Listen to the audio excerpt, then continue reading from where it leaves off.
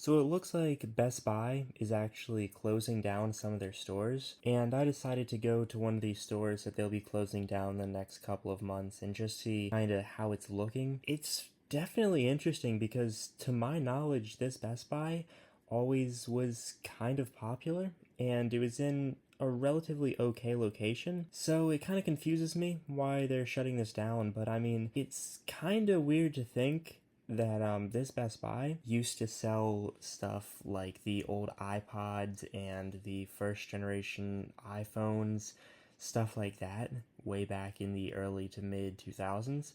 And now it's shutting down. There's actually an old, like, Coke vending machine here, which I thought was pretty cool. It's really weird to see this location with pretty much nothing in it.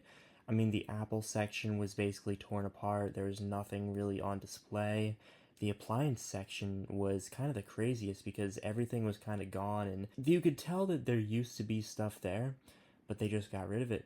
And then they had this whole like automotive section where they had kind of like head units and different stereo systems for cars. That was mostly in place. It's kind of weird to think because most cars nowadays come with a better infotainment system than just about anything that you could buy in Best Buy. But back when this store was kind of in its peak, a lot of people were installing touchscreen navigation systems into their car because not every car had a touchscreen navigation system for a while, until like the 2010s.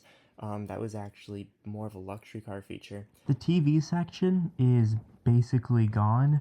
There's a couple TVs still hanging up on the wall, but if you wanted to buy a TV, I don't know if you could. There was a couple of employees walking around, but it definitely seemed like they were understaffed. I remember going in here the last time, like 2 or 3 months ago, and they had excellent staff. It was really busy. Stock was great.